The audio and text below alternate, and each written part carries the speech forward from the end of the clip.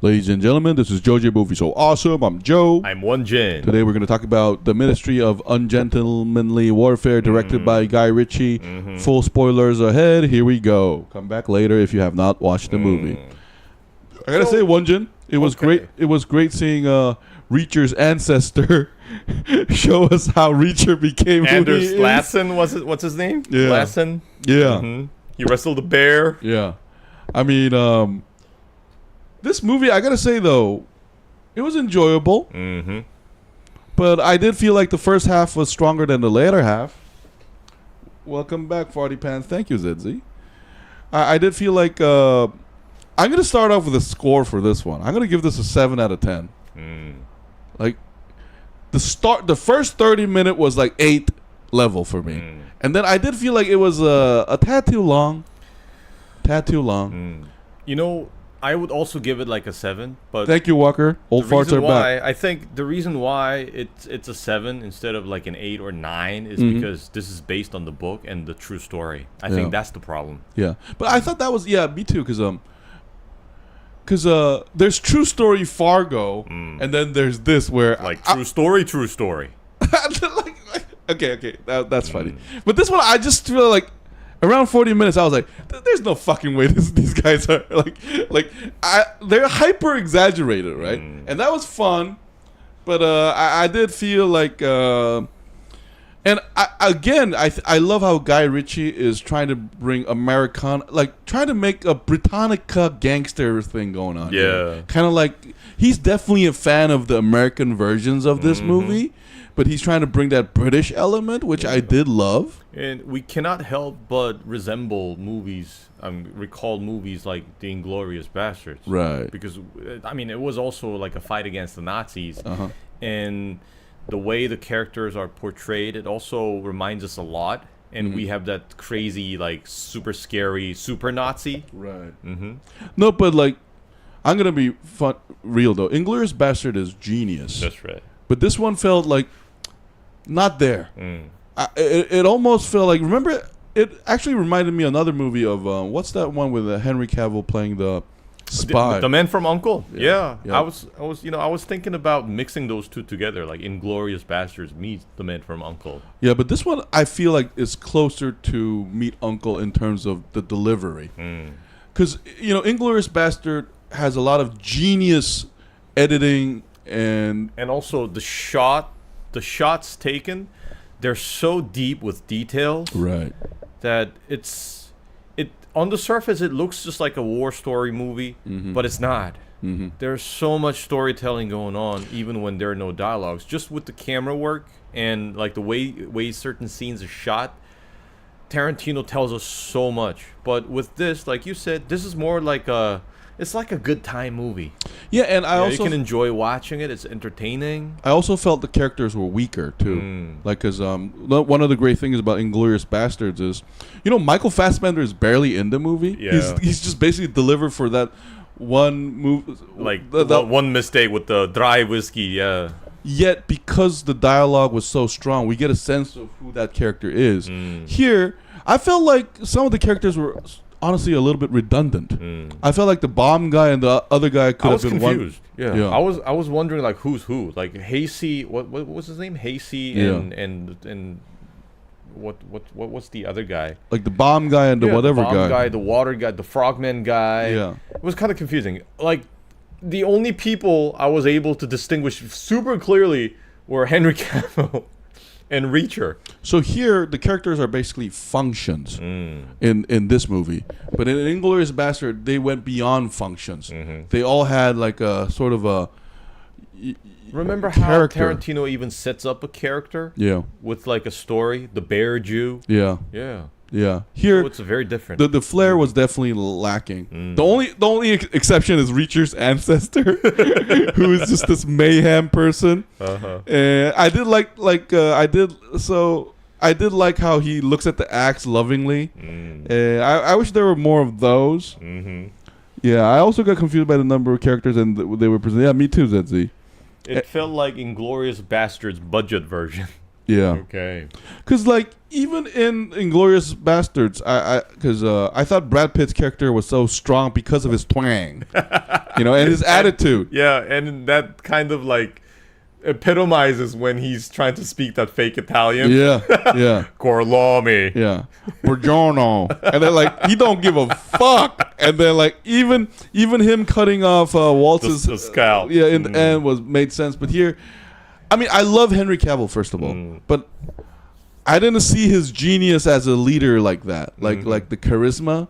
I mean, he like him being him made charisma, but there, like in terms of dialogue, writing, and other stuff, there were a lot of things lacking like that. And I also wish I did like the introduction to the black side character, but I wish like he had more to do too. Yeah, like I thought there was just the abundance of characters trying to match the real life characters. But that actor was fantastic. The lady. Yeah.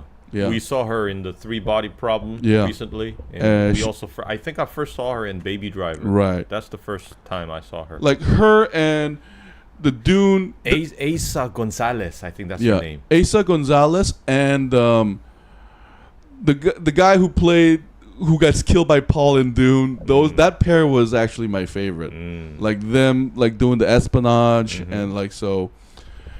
So overall, did I have fun? Yes. Oh, what's up? But we gotta also mention the Nazi guy, the Oh, high-ranking Nazi right. guy played by Till Schweiger, the German actor, because he also plays a very important role in the Inglourious Basterds. Right. And I know that he's a super popular actor in Germany, and he was in the Inglourious Basterds because Tarantino he loves to find local talent. That's why he also found Christoph Waltz. And even in Inglourious Basterds, he could basically act with his eyes. He has that crazy eye. Yeah. And even his like very few lines were so remarkable. What was it? Say goodbye to your Nazi balls. Yeah. I think that's like the last line before he dies. See, and his habit of like stabbing Nazi officers. Yeah. Even in this one, he shows his talent at portraying like an emotion through his eyes. Those crazy eyes looking at a newfound Jew. What was your least favorite scene? I can tell you my favorite scene though, because I have so many least favorite scenes. But one of my favorite scenes was when him and González do the face-off in the desk, and then she says, "I'm actually a Jew," and then they laugh together, and then him having this sexual fantasy toward her, and then can't wait for her to be found out as a Jew stuff. Like those were like done really well. It reminded me a lot of the villains in the 90s and 80s too. Yeah. When villains were simple like that, they're basically piece of shits, like irredeemable. And you don't feel sorry at all when they die. Yeah, they need to go. Yeah, blue eyes, red skin. You don't need to try too hard to look crazy with those looks. Yeah. But I like he reminds me a lot of Fassbender though. Like he has such a neutral face. I feel like he can play good person and bad person at the same time. I mean, I saw Till Schweiger in like romantic comedies too. Okay. So to answer your question, I had so many least favorite scenes. I like some scenes I just feel like were like redundant. Like them having a meeting or them rescuing the titty. Again, what's up with the titties these days? Why? What's up with the nipple obsession? Yeah. Titty battery stuff. I don't know. Like, did I hate them? No, but I didn't feel particularly like found them interesting or something. Like in a way, Reacher as a series is superior to this because anytime I watched season 2 Reacher, I was like, oh, no fucking way. Yeah, you know when he was like basically butchering these Nazis. You know, even though in this movie the characters are not American, you know, I was talking to myself. I was like saying America. Fuck yeah. And when he does the Rambo both thing, I was like, fuck it, right?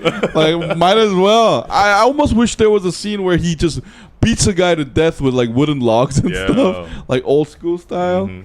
But I think my favorite scene would be all that Commando espionage shit. You know, whenever they like infiltrate into those like ships and everything, when they're actually on a mission and they're in the middle of the action. That was my favorite scene in this movie. Because I think it's like Guy Ritchie thing.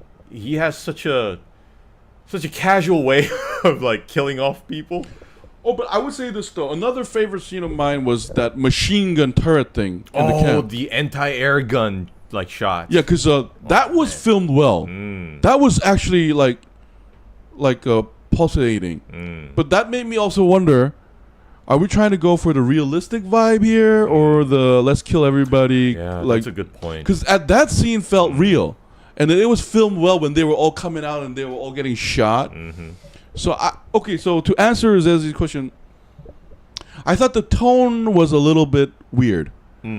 I couldn't tell if they were going to go for a funny tone. I think it has to do with what you just said. It's kind of like debating between being realistic and funny. Because the great thing about Inglourious Bastard was, since Tarantino is such a master director, he's great at incorporating these different tones seemingly seamlessly. Yeah. And that's, I think, a definition of a great director. Yeah, remember like Shosanna running away from her home, the terror. Yeah. And then the moment when these the Jewish special forces getting a hand of that German officer who's supposedly on trial. Yeah. And the dialogues, they're delivered in a serious manner, but they're funny. Yeah. So we love your work, we're a big fan. Yeah. And then there's this guy moaning, like, who's still not dead, and they just casually shoot him, like, boom! Yeah. I mean, they definitely try to mimic that in this movie, because anytime they try to kill, like, a Nazi officer, they always make joke about it. But by the end, I thought it wasn't as done well as Tarantino did it. Like, when, like, Henry Cavill, like, gleefully shoots the three guys, telling to salute him. And it's like they're walking in the park. Just casually shooting them off. The weapon looked a bit off. They were all shot with clean point bliss shots, not shot. Yeah, I mean, I agree that. Yeah, that's right. When they're shooting that anti-air gun, man, that's gonna shred people into pieces. They're not just gonna be like shut down like this. Yeah. Scott Walker, we'll do a 6-hour video if we hit like 10,000 subscribers. We'll definitely do that, but not at this moment. So anyway.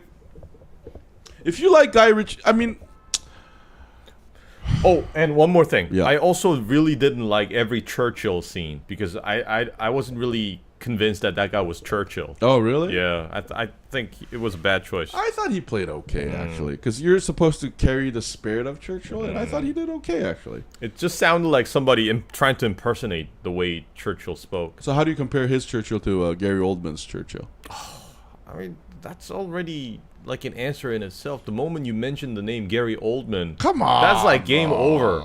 Really? Man, I thought, no, but like I disagree here. I thought he did okay, because I thought like that casting was kind of fit well with the casualness of this movie, let's say. And I was entertained by all these like little historical facts. You know, like the fact that Ian Fleming was actually serving in the Navy during the war, and his experience in the service gave him inspiration for novels like Casino Royale, like James Bond and stuff. Oh, but now that you said that, it did make me feel like this is a more realistic 007 than 007. Because I bet those agents are sociopaths too. like really. Like, they have problem with commands. Yeah, anti-authoritarian. I have a vague guess. I said, that guy reminds me of Churchill. Oh, Zezzy, you didn't know that was Churchill? That was Churchill. Yeah. The Prime Minister. I thought the voice was done well, though. Maybe not the mannerism. Yeah. But the voice was done really well. That's why it sounds like he's trying to impersonate Churchill. Yeah. Yeah. This movie. Yeah, Walker. This movie is in English. So let's say, if you like Guy Ritchie film, you know what? I changed my mind. I give this a 6. Okay. Yeah. Do you still go with 7? I would still give it a 7. I thought it was good entertainment. Yeah. But I do feel the end was like rushed too quickly. No, because it just got resolved so quickly. I thought the opening scene was great. I thought the first 30-40 minute was great, but I just felt like it dragged on a little. And by the time they decided to steal the ship, I was like, I don't care. Yeah. And the fact that Marjorie got rescued so quickly kind of blew off steam. Because, remember in The Man from U.N.C.L.E, that crazy, like, Dr. Mengele-inspired creepy Nazi guy? Yeah. He's about to interrogate and torture Henry Cavill, and he's showing, like, his album of all these, like, past tortures and experiments. And we know that some sick shit's about to happen. Right. And then that Russian spy shows up. And then he gets tortured, and Yeah. like after one zap, he just tells them everything. Right. No, but Man for Uncle... That was hilarious. No, but Man for Uncle was a superior film. Yeah, that was a brilliant film. And that one, remember, that had less characters. It was about the East German spy, Right. the Soviet spy, Yeah, it was acted and the American spy. It was acted really well too. So JoeJinMovieSoAwesome gives it a 6.5. Guys, we're just gonna turn off and on and go into Let's Talk session right away, guys. So hey, thank you so much for tuning in, guys. Big shout out to Scott Walker. Big shout out to Chan Hong. Big shout out to I Cook for My Wife. And thanks to Kayla Marie, Jasmine. Our 37th subscriber, please leave a reply. Hey, Scott Walker, thank you for leaving a reply, man. Okay. But anyway, guys, see you in 30 seconds. This has been JoeJinMovieSoAwesome. I was Joe. I was One Jin. We'll see you in a bit. See you soon. Bye, and hello again.